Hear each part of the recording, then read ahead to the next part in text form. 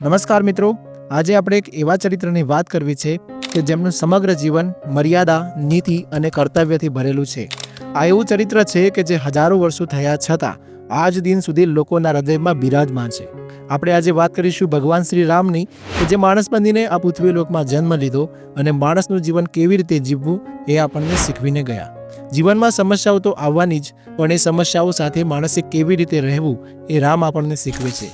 આપણે આજના જમાનામાં રામ, કૃષ્ણ, હનુમાન વગેરેના ફોટા ખાલી સ્ટેટસ પૂરતા મૂકીને સંતોષ માણી લઈએ છીએ, પણ ખરેખર આપણે તેમના જીવનમાં ઊંડા ઉતરવાની કોશિશ નથી કરતા.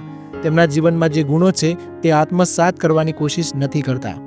માટે અમે આજે તમારા માટે લઈને આવ્યા છીએ ભગવાન રામના જીવન ચરિત્રમાંની 5 વાતો જે આપણને ખૂબ જ ઉપયોગી થશે. માટે બન્યા રહો આ વિડીયોમાં. અને મિત્રો, વિડીયો શરૂ કરીએ એ પહેલાં જો હજુ સુધી તમે અમારી ચેનલ લાઇક અને સબસ્ક્રાઇબ ન કરી હોય તો કરી દેવા માટે વિનંતી, જેથી તમને આવનારા તમામ વિડીયો મળતા રહે. મિત્રો, ભગવાન રામે જે કર્યું છે તે આપણે નથી કરી શકવાના, પણ ફૂલ નહીં તો ફૂલની પાંખડી, તેમ મિત્રો ભગવાન રામના ગુણોમાંથી એક પણ ગુણ આપણા જીવનમાં આવશે તો આપણે ધન્ય થઈ જઈશું. તો ચાલો જોઈએ ભગવાન રામના મુખ્ય 5 ગુણ. મર્યાદા એ આજના સમયમાં એક મોટો પ્રશ્ન છે. એક સમય હતો કે મર્યાદા ઇજ્જત શબ્દની કંઈક કિંમત હતી, પણ આજે મર્યાદાનો ઉંબરો ઓળંગાઈ ગયો છે. મર્યાદા દરેકના જીવનમાં જરૂરી છે. મર્યાદા એ પુત્ર, પત્ની, દીકરી, વહુ દરેકને લાગુ પડે છે. પણ આજે પુત્ર પિતાની મર્યાદા નથી રાખતો, વહુ સાસુની મર્યાદા નથી રાખતી, શિષ્ય ગુરુની મર્યાદા નથી રાખતો. આવા તો ઘણા ઉદાહરણો આપણને અત્યારે ઠેર ઠેર જોવા મળે છે. પણ આપણને પ્રશ્ન થવો જોઈએ કે આવું કેમ?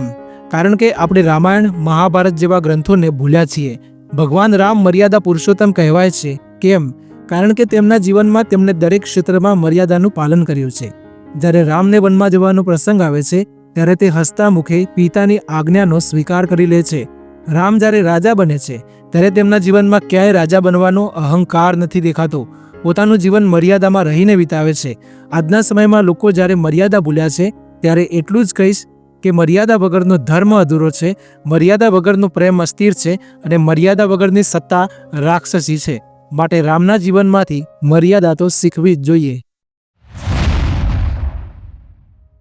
આજના સમયમાં કરુણા અને દયા તો બહુ જ થાય છે, પણ એક જણ દયા કરતો હોય અને પાછળથી 10 જણ ફોટા પડાવવાવાળા હોય છે.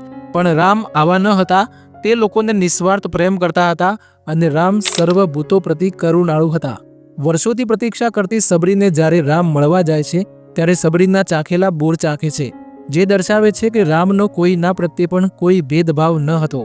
રામ વનવાસીઓ સાથે પણ એ જ પ્રેમ ભાવથી રહે છે અને સુગ્રીવ અને વિભીષણ જેવા દુઃખી લોકો પ્રતિ તેમણે અપાર દયા દર્શાવી છે. આ ઉપરથી આપણને શીખવા મળે છે કે તમે ગમે તેટલી સત્તા સંપત્તિના માલિક હો, તમારી પાસે વૈભવ હોય, પણ બીજા તરફ પણ પ્રેમ અને કરુણાથી જુઓ, અને એ પણ સ્વાર્થ વગર.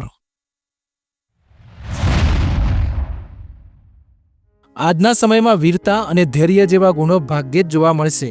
લોકો વીરતા ત્યાં બતાવે છે જ્યાં પોતાના કરતાં સામે કમજોર હોય, પણ રામની વીરતા અદ્ભુત હતી.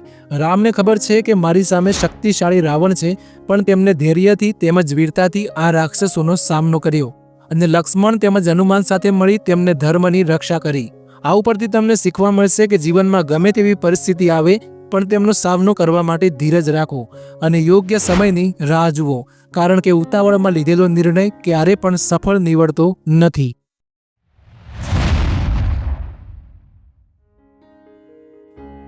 મિત્રો, આજ્ઞાકારિતા એ પણ રામના જીવનનો મહત્વનો ગુણ છે.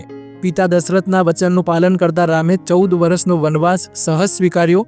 રામ પિતાના 14 વર્ષના વનવાસની વાતને હસતા મુખે સ્વીકાર કરી લે છે. માત્ર પિતા જ નહીં, કૌશલ્યા, કૈકેયી, સુમિત્રા હોય કે પછી વશિષ્ઠ ગુરુ હોય, રામ કદાપી તેમની આજ્ઞાનો અનાદર કરતા નહીં. રામ જ્યારે સીતાના સ્વયંવરમાં શિવ ધનુષ ઉપાડી લે છે અને સીતા સાથે તેમના લગ્ન થવાના હોય છે ત્યારે પણ રામ કહે છે કે પિતાની આજ્ઞા વગર હું લગ્ન કરીશ નહીં. આ ઉપરથી આપણને શીખવા મળે છે કે જીવનમાં વડીલોની આજ્ઞાનું પાલન કરવું એ ગુણ જરૂરથી હોવો જોઈએ.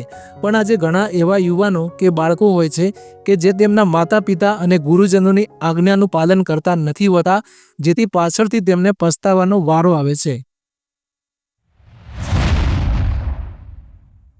રામના જીવનની પાંચમી મહત્વની વાત છે સ્નેહ અને નિષ્ઠા.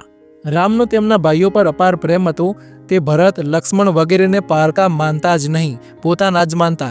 માટે વનવાસ જતી વખતે ભરતને રામ અયોધ્યાનું રાજ્ય સંભાળવાનું કહે છે. રામનો સીતા ઉપર અગાઢ પ્રેમ હતો. તે આજની જેમ માત્ર શરીર સુખ માટેનો પ્રેમ ન હતો. સીતાનું જ્યારે રાવણ દ્વારા હરણ કરવામાં આવે છે ત્યારે રામ વૃક્ષો, નદીઓ અને પર્વતોને પૂછતા પડે છે કે મારી સીતાને ક્યાંય જોઈ છે. આમ રામના જીવનમાં સ્નેહ અપ્રતિમ હતો. આજે જ્યારે લોકો પોતાના હક અને અધિકારો માંગી રહ્યા છે, કુટુંબોમાં હક માટેના ઝઘડાઓ થઈ રહ્યા છે, પણ જ્યારે ફરજ એટલે કે કર્તવ્યની વાત આવે ત્યારે લોકો પીછેહટ કરી રહ્યા છે. પણ રામ પોતાના જીવનમાં કર્તવ્યને સર્વોપરી માનતા અને કર્તવ્ય એ જ ધર્મ માનતા. મિત્રો, રામનું જીવન એટલું મહાન છે કે જેમાંથી આપણે બધું તો નથી શીખી શકવાના, પણ જેમ એક વિશાળ સમુદ્રમાંથી એક લોટો ભરીએ તેમ રામના જીવનમાંથી જો આટલું પણ ઉપાડશું તો આ ભાગતી દોડતી દુનિયામાં મનને થોડો હાશકારો મળશે અને જીવનમાં કંઈક નવું ખીલશે. તો દોસ્તો, આ વિડીયોમાં આટલું જ. વિડીયો કેવું લાગ્યું એ કોમેન્ટ કરીને જરૂર બતાવશો અને હા, જતા જતા ચેનલને સબસ્ક્રાઈબ કરવાનું ના ભૂલશો.